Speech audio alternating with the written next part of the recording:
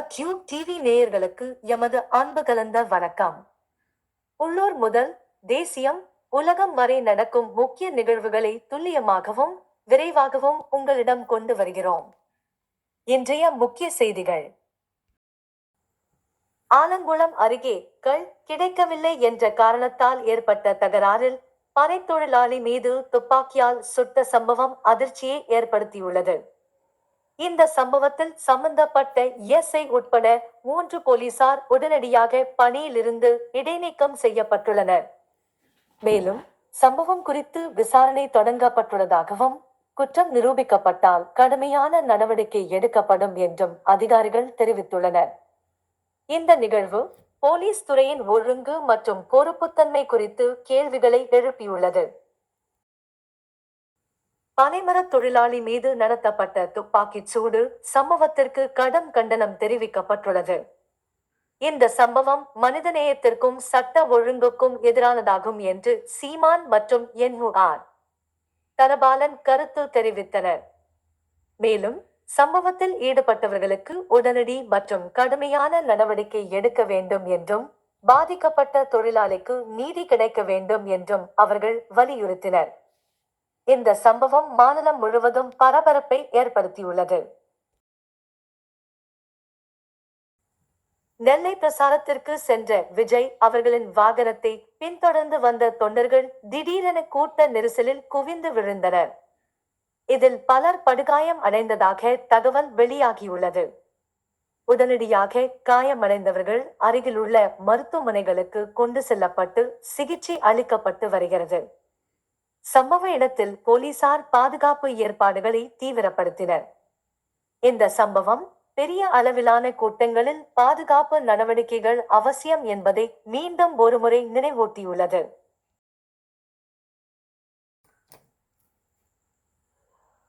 பெரம்பலூர் மாவட்ட வேளாண்மை அறிவியல் மையம் சார்பில் வெளியிடப்பட்ட அறிக்கையில், விவசாயிகள் தங்கள் நிலத்தின் உற்பத்தி திறனை மேம்படுத்த மண் மற்றும் நீர் பரிசோதனையை அவசியமாக மேற்கொள்ள வேண்டும் என அறிவுறுத்தப்பட்டுள்ளது. இதன் மூலம் உரச்செலவை குறைத்து சரியான அளவில் ஊட்டச்சத்துக்களை வழங்க முடியும் என்றும் தெரிவிக்கப்பட்டுள்ளது. அறிவியல் முறைகளை பின்பற்றினால் விவசாயத்தில் அதிக மகசூல் பெற முடியும் எனவும் வலியுறுத்தப்பட்டுள்ளது. சென்னை பகுதியில் நடைபெற்ற பிரசார கூட்டங்களில் பேசிய எடப்பாடி பழனிசாமி, கொரோனா மற்றும் வறட்சி போன்ற கடினமான சூழ்நிலைகளிலும் சிறந்த ஆட்சியை வழங்கியதாக வலியுறுத்தினார். மக்கள் நலனுக்கான அனைத்து திட்டங்களையும் முழுமையாக நிறைவேற்றியுள்ளோம் என்றும் அவர் கூறினார். மேலும் குடும்ப ஆட்சிக்கு முற்றுப்புள்ளி வைப்போம் என்று உறுதி தெரிவித்த அவர், சமூகத்தில் பரவி வரும் போதை பழக்கத்தை 3 மாதங்களுக்குள் கட்டுப்படுத்த நடவடிக்கை எடுக்கப்படும் எனவும் அறிவித்தார். இந்த உரை கூட்டத்தில் கலந்து கொண்ட பொதுமக்களிடையே பெரும் கவனத்தை ஈர்த்தது. நெல்லையில் நடைபெற்ற பிரசார கூட்டத்தில் பேசிய விஜய், திமுக அணியில் உள்ள உள்கலகம் வெளிப்படையாக தெரிகிறது என்று விமர்சித்தார். உண்மையான காங்கிரஸ் ஆதரவு தற்போது தவேகா பக்கம் திரண்டுள்ளதாகவும் அவர் கூறினார். மேலும் மக்களின் நம்பிக்கையை பெறும் மாற்று அரசியல் தேவை என்பதை வலியுறுத்திய அவர், இளைஞர்களின் ஆதரவு புதிய அரசியல் மாற்றத்தை உருவாக்கும் என நம்பிக்கை தெரிவித்தார்.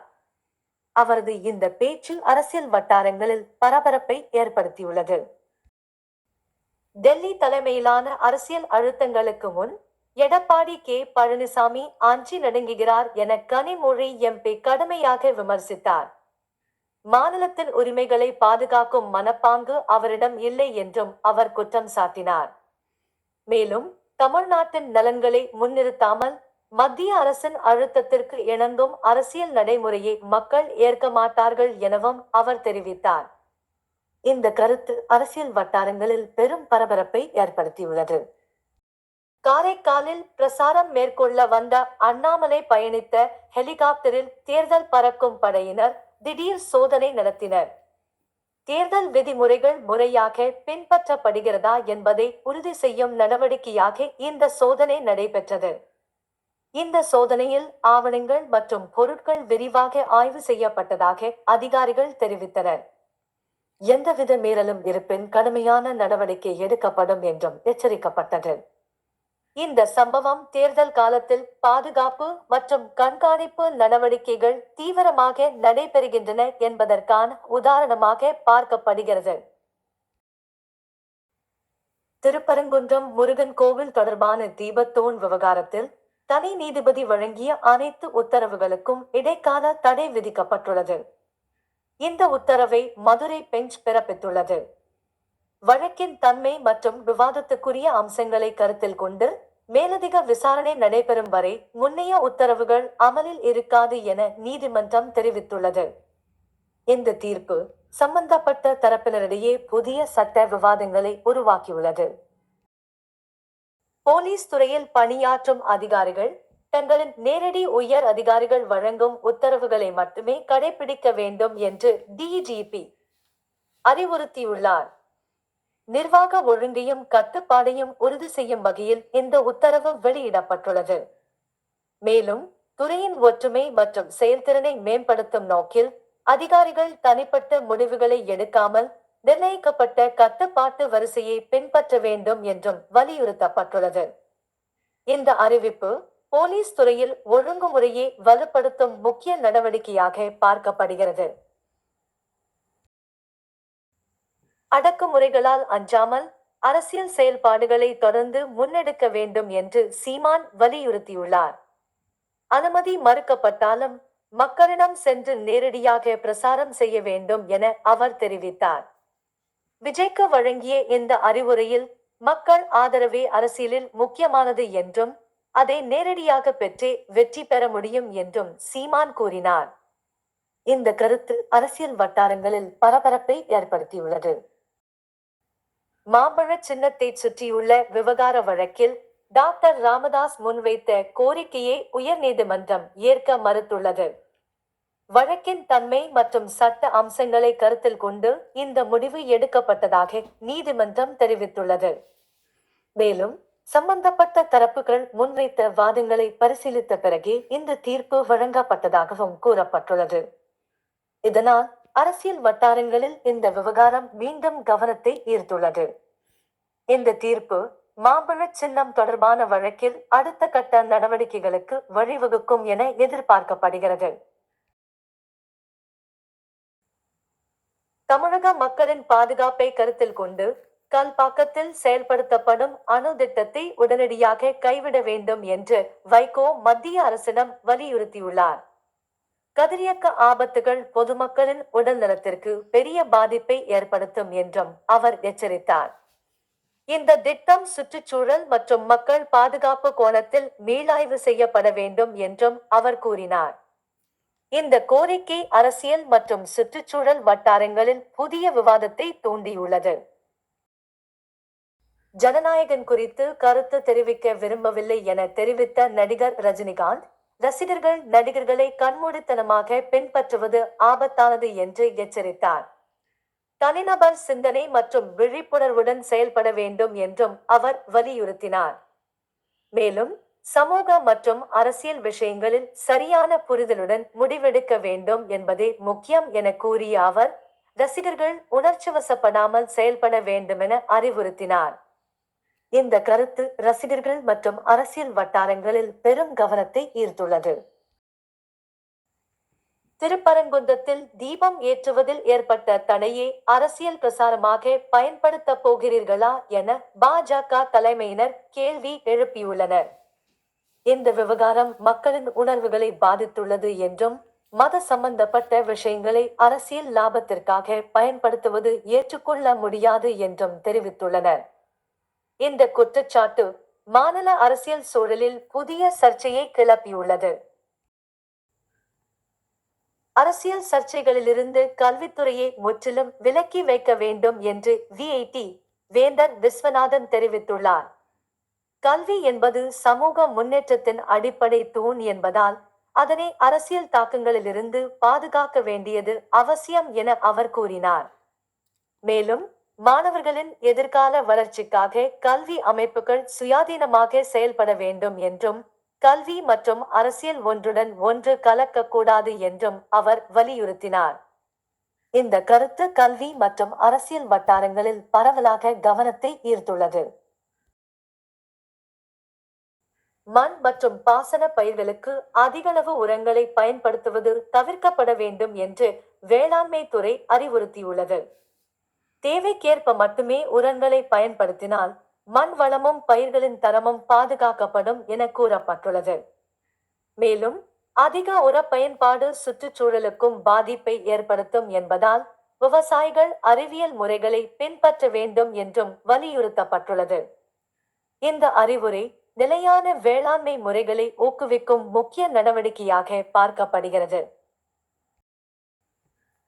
தமிழ்நாட்டில் நடைபெறவுள்ள சட்டமன்ற தேர்தலை நடத்த 1032 கோடி ரூபாய் நிதி ஒதுக்கீடு செய்யப்பட்டுள்ளதாக தலைமை தேர்தல் அதிகாரி தெரிவித்துள்ளார்.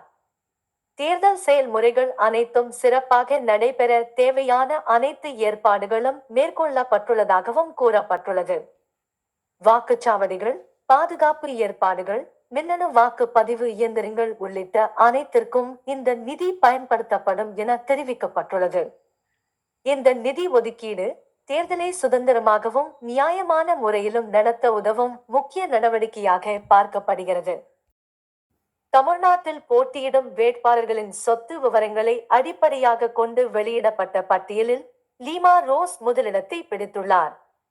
அவரின் சொத்து மதிப்பு மற்ற வேட்பாளர்களை விட அதிகமாக இருப்பதாக தெரிவிக்கப்பட்டுள்ளது.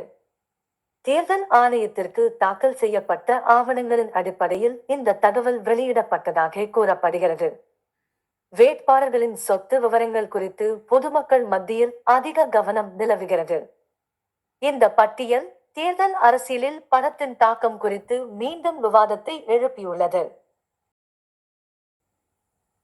வீட்டு உபயோக எல்பிஜி காஸ் சிலிண்டரை முன்பதிவு செய்தும் 10 நாட்கள் கடந்தும் கிடைக்கவில்லை என பொதுமக்கள் புகார் தெரிவித்து வருகின்றனர். பல இடங்களில் விநியோகத்தில் தாமதம் ஏற்படுவதால் மக்கள் சிரமத்திற்கு உள்ளாகியுள்ளனர். ஏஜென்சிகள் விநியோகத்தில் தாமதம் செய்கின்றன என குற்றச்சாட்டு எழுந்துள்ளது. இதுகுறித்து சம்பந்தப்பட்ட அதிகாரிகள் விரைவில் நடவடிக்கை எடுத்து விநியோகத்தை சீர் செய்ய வேண்டும் என பொதுமக்கள் கோரிக்கை விடுத்துள்ளனர். தொகுதி மறுவரையால் தெற்கு பகுதிகளுக்கு பாதிப்பு ஏற்படும் அபாயம் இருப்பதாக முதல்வர் மு.க. ஸ்டாலின் எச்சரிக்கை விடுத்துள்ளார்.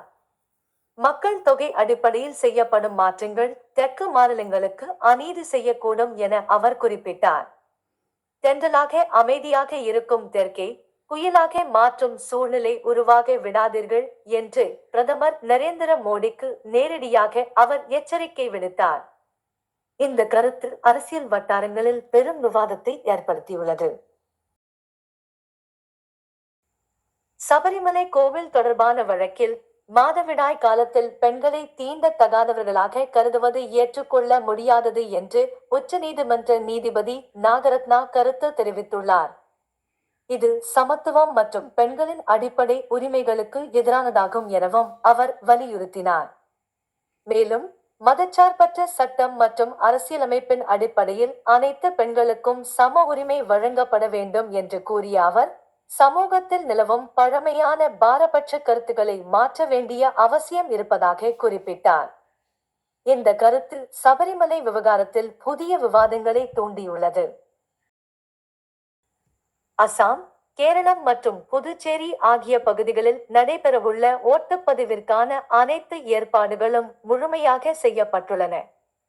தேர்தல் ஆணையம் பாதுகாப்பு மற்றும் கண்காணிப்பு நடவடிக்கைகளை தீவிரப்படுத்தியுள்ளது. வாக்குச்சாவடிகளுக்கு தேவையான மின்னணு வாக்குப்பதிவு இயந்திரங்கள் மற்றும் விவிபேட் கருவிகள் அனுப்பப்பட்டு அவற்றின் செயல்திறன் பரிசோதிக்கப்பட்டுள்ளது. மக்கள் சுதந்திரமாகவும் பாதுகாப்பாகவும் வாக்களிக்க அனைத்து முன்னெச்சரிக்கை நடவடிக்கைகளும் மேற்கொள்ளப்பட்டுள்ளதாக அதிகாரிகள் தெரிவித்துள்ளனர். தேர்தல் நாளில் வாக்காளர்கள் உற்சாகமாக பங்கேற்பார்கள் என எதிர்பார்க்கப்படுகிறது. அவசர முக்கியத்துவம் வாய்ந்த வழக்குகள் அனைத்தும் தலைமை நீதிபதி அமர்வில்தான் முன்வைக்கப்பட வேண்டும் என்று உச்சநீதிமன்றம் தெளிவுபடுத்தியுள்ளது. வழக்குகளின் அவசர தன்மையை கருத்தில் கொண்டு சரியான நடைமுறையை பின்பற்ற வேண்டும் என நீதிமன்றம் வலியுறுத்தியுள்ளது. மேலும் வழக்குகளை தவறான அமர்வுகளில் தாக்கல் செய்வதை தவிர்க்க வேண்டும் என்றும் நீதிமன்ற நடைமுறைகளில் ஒழுங்கை பேணுவது அவசியம் என்றும் கூறப்பட்டுள்ளது. இந்த அறிவிப்பு வழக்கறிஞர்கள் மற்றும் மனுதாரர்களுக்கு முக்கிய வழிகாட்டுதலாக பார்க்கப்படுகிறது. புதுதில்லியில் வேர்ல்ட் ஃபுட் இந்தியா 2025 நிகழ்ச்சி நடைபெற்றது. இதில் பல துறைகளின் பிரதிநிதிகள் கலந்து கொண்டனர். இந்த நிகழ்ச்சியில் உரையாற்றிய பிரதமர் மோடி, உணவு பாதுகாப்பு, வேளாண்மை வளர்ச்சி மற்றும் முதலீட்டு வாய்ப்புகள் குறித்து முக்கிய அம்சங்களை எடுத்துரைத்தார். இந்த நிகழ்வு இந்தியாவின் உணவு மற்றும் வேளாண்மை துறையில் சர்வதேச கவனத்தை ஈர்த்துள்ளது. அமெரிக்கா மற்றும் ஈரான் இடையேயான பதற்றம் குறையும் வகையில் அடுத்த 2 வாரங்களுக்கு எந்த தாக்குதலும் மேற்கொள்ளப்படாது என டொனால்ட் ட்ரம்ப் அறிவித்துள்ளார். இந்த அறிவிப்பு உலக அரசியல் சூழ்நிலைக்கு சிறிய நிம்மதியை ஏற்படுத்தியுள்ளது. மேலும் ஈரான் ஹோர்முஸ் நீரிணையை திறந்து வைக்க அனுமதி அளித்துள்ளதாக தகவல் வெளியாகியுள்ளது. இதன் விளைவாக சர்வதேச சந்தையில் கச்சா எண்ணெய் விலை கணிசமாக சரிந்துள்ளது. இந்த மாற்றம் உலக பொருளாதாரத்திற்கும் எரிபொருள் விலைகளுக்கும் முக்கிய தாக்கத்தை ஏற்படுத்தும் என நிபுணர்கள் கருத்து தெரிவிக்கின்றனர். அமெரிக்க தாக்குதலின் பின்னர் ஈரானின் முக்கிய அரசியல் நபராக கருதப்படும் மோஜ்தபா கமேனி சுயநினைவை இழந்ததாக தகவல்கள் வெளியாகியுள்ளன. இந்த சம்பவம் ஈரான் அரசியல் மற்றும் பாதுகாப்பு சூழ்நிலையில் பெரும் பரபரப்பை ஏற்படுத்தியுள்ளது. மேலும் அவரது உடல்நிலை குறித்து அதிகாரப்பூர்வ தகவல்கள் தெளிவாக வெளியிடப்படாத நிலையில் பல்வேறு தகவல்கள் பரவி வருகின்றன. இந்த நிலை அமெரிக்கா ஈரான் உறவுகளில் பதற்றத்தை மேலும் அதிகரிக்கும் வாய்ப்புள்ளதாக கருதப்படுகிறது. மனித முடி தடிமனை விட சிறிய QR குறியீட்டை விஞ்ஞானிகள் உருவாக்கியுள்ளனர். இந்த புதிய கண்டுபிடிப்பு தகவலை மிகச் சிறிய அளவில் சேமிக்கும் திறனை கொண்டதாகும். மருத்துவம், பாதுகாப்பு மற்றும் டிஜிட்டல் அடையாள துறைகளில் இந்த தொழில்நுட்பம் பெரும் மாற்றத்தை ஏற்படுத்தும் என நிபுணர்கள் தெரிவிக்கின்றனர். இந்த முன்னேற்றம் எதிர்கால நானோ தொழில்நுட்ப வளர்ச்சிக்கு முக்கிய அடித்தளமாக இருக்கும் என கூறப்படுகிறது. இதுகாரும் எம்முடன் செவி சாய்த்தமைக்கு மிக்க நன்றி. என்றும் எங்களுடன் இணைந்து இருந்து அக்யூப் டிவியை பாருங்கள். நன்றி மற்றும் வாழ்த்துக்கள்.